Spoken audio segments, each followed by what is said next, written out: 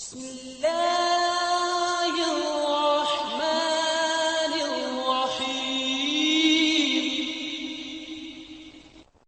और यहाँ पे आपको मसला आपके सामने गोशगुजार करता हूँ। हमारे ज़माने में अब ये नहीं है, मैंने सिर्फ चंद जगहों पे इसको देखा है।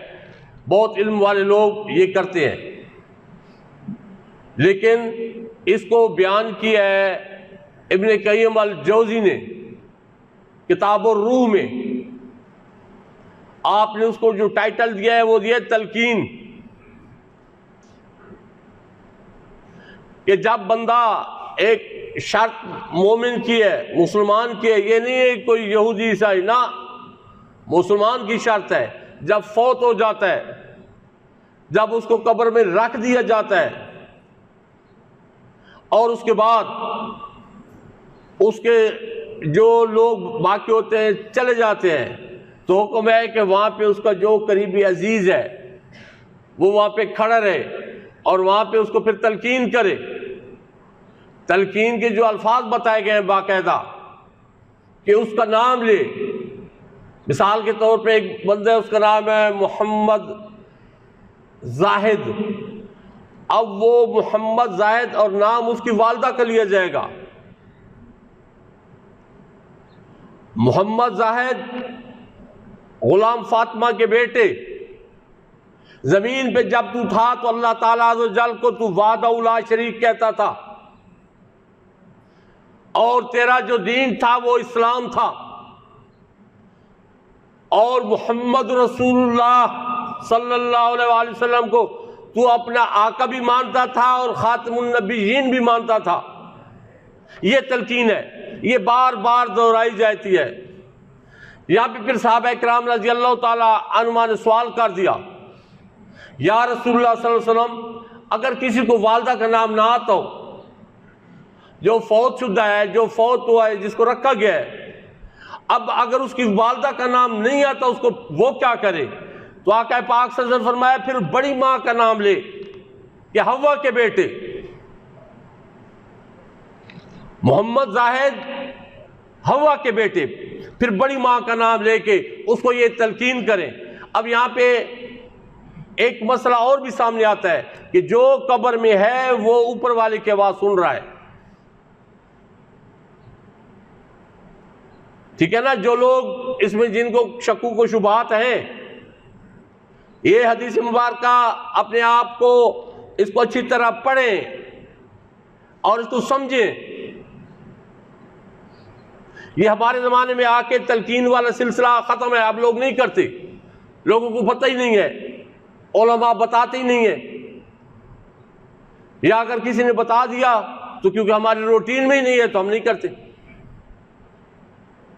लेकिन कब्र के ऊपर जो सैयदना अनस रज़ी अल्लाह ताला अन्हु, आपने फरमाया था अपने साहबजादों को कि बेटे जब मैं फौत हो जाऊं, 10 साल मेरे आका पाक अहमद मुज्तबा सैयदना मोहम्मद मुस्तफ़ा सल्लल्लाहु अलैहि वसल्लम की खिदमत अक़दस में आपकी गुलामी की, 10 साल आपकी खिदमत की। तो आप फरमाते हैं कि बेटे जब मैं फौत हो जाऊं तो मेरी कब्र के ऊपर आके बैठ जाना, जब मुझे दफना के चले जाए लोग तो तुम मेरी कब्र पे बैठे रहना। अब दो रवायतें हैं।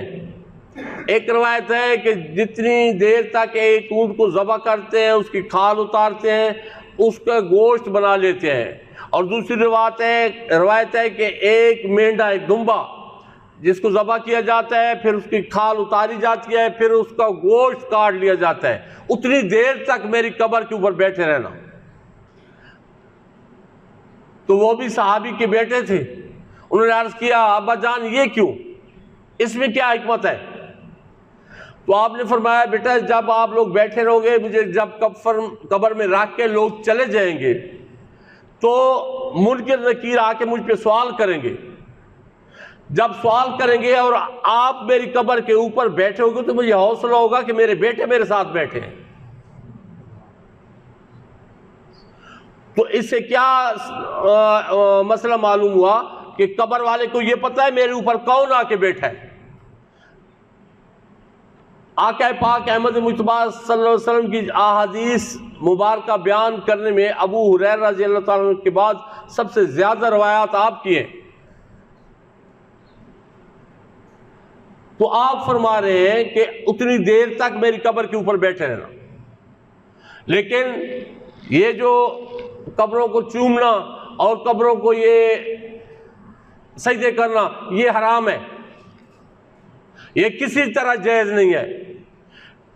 चाहे वक्त का कुतब हो, चाहे वक्त का गौस हो, जो भी है, जब हुक्म नहीं है तो वो हुक्म नहीं है। बाकी सारे आदाब ठीक है। बाकी वहां से आप लोग कहते हैं, ये एक और भी सवाल उठता है कि अल्लाह ताला अज़्ज़ व जल तो हर जगह मौजूद है। तो जब अल्लाह ताला अज़्ज़ व जल हर जगह मौजूद है तो फिर मज़ार औलिया पे जाने की क्या जरूरत है? क्या वहां पे रब्बुल आलमीन है और जगह नहीं है? तो फिर इन वालों ने यहां पे भी एक और खूबसूरत जवाब दिया है कि रेल की पटरी जब बिछाई जाती है, रेल तो चलती रहती है, स्टेशन के बगैर आप खड़े हो जाए, रेल आपके लिए रुकेगी? कहां पे रुकेगी? रेल आके स्टेशन के ऊपर ही रुकेगी और वहां से आप सवार हो सकते हैं। अब ये है कि आपके इलाके से ट्रेन गुजर रही है, उसे कोई इनकार नहीं है, गुजर रही है, लेकिन फायदा कहां से होगा? स्टेशन से होगा। और इसी चीज को वो तो राज़िक है, रिस्क उसका रिस्क मखसूस जगह पे तो नहीं है कि आप सर्विस के लिए लाहौर चले जाओ तो आपको रिस्क मिलेगा और आप मियां वाली में है तो आपको रिस्क नहीं मिलेगा। वो तो राज़िक है, वो हर जगह रिस्क है, उसको बात है। क्यों जाते हैं फिर ड्यूटी के लिए, नौकरियों के लिए? लोग कराची चले जाते हैं, यूरोप चले जाते हैं, अमेरिका चले जाते हैं, अरब चले जाते हैं, अरब के कंट्रीज में। तो क्यों जाते हैं? राज़िक तो वो है, रज़ाक है, वो तो हर जगह रिस्क देने वाला है। वहां भी उसी ने रिस्क देना है, यहां भी उसी ने रिस्क देना है, तो क्यों जाते हो? ये जो बुजुर्गान की जो मज़ारात हैं, जो अल्लाह ताला अज़्ज़ व जल के औलिया, जो उसके दोस्त हैं, जो उनके मज़ारात हैं, ये बाब रहमत हैं, ये रहमत के दरवाजे हैं, क्योंकि उन्होंने अल्लाह ताला अज़्ज़ व जल जो उन्होंने अपनी जिंदगियां गुजारी हैं, अल्लाह ताला अज़्ज़ व जल का जो अहकाम थे, आका पाक अहमद मुज्तबा सैयदना मोहम्मद मुस्तफ़ा सल्लल्लाहु अलैहि वसल्लम के वसीले से जो मिले, उन्होंने वो अहकाम पूरे किए, अल्लाह ताला अज़्ज़ व जल को भी राज़ी किया और उसकी तमाम मखलूक की खैर खाई की।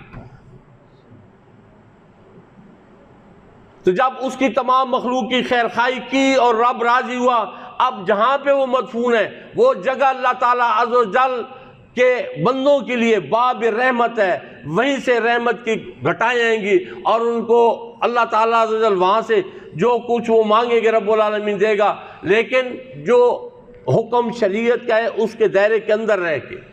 ये मैं पहले बयान कर सकूंगी, ये कब्रों को बोसे देना और कब्रों को सजदे करना ये हराम है, ये जायज़ नहीं है, हम इसको नहीं मानते।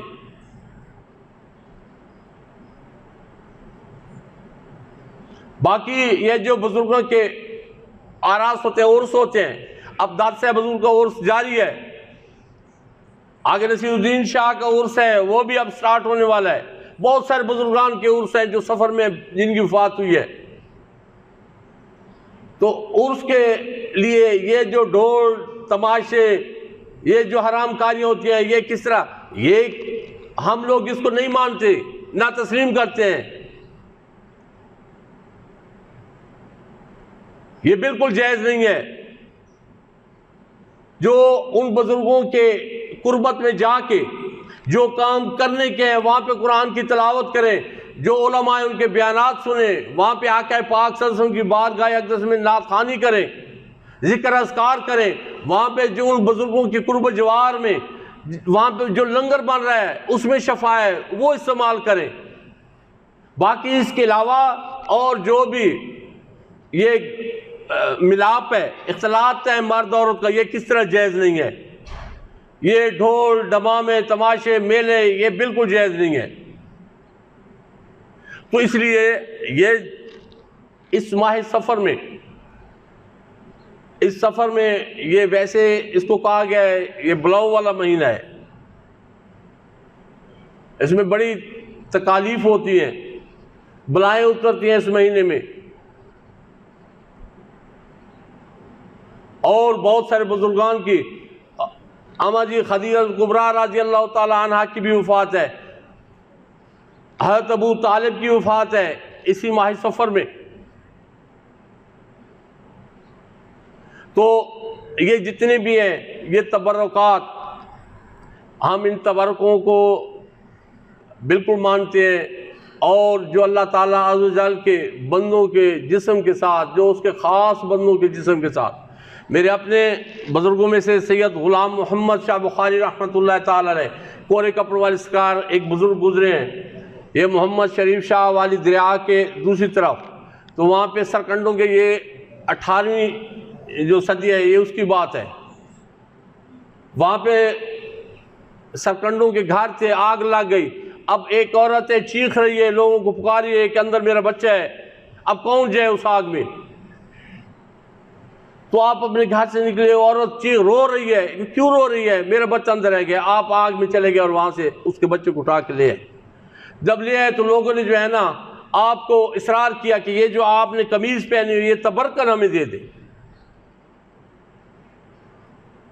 कोई रिया, कोई तकब्बुर वाली बात नहीं थी, वहाँ तमाम लोगों के सामने आप फरमाते हैं कि भाइयों मैं पता कर दूँ, अगर मेरी कमीज़ दूसरी हुई तो ये मैं आपको दे दूँगा, अगर मेरी कोई कमीज़ ना हुई तो फिर मैं अपने आप को नंगा कैसे रखूँ।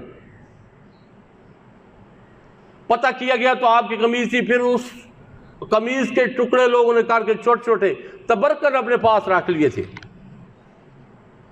तो ये जितने भी औलिया कराम हैं, जितने अल्लाह ताला अज़्ज़ व जल के दोस्त हैं, उनकी कोई भी चीज़ें, जो चीज़ें आपके पास हैं वो इस दुनिया में भी बायस बरकत है, कब्र में भी उनकी ज़रूर इज़्ज़त अफजाई होगी, उसकी वजह से कि अल्लाह ताला अज़्ज़ व जल के एक दोस्त की चीज़ उनके पास वहाँ पे पड़ी है।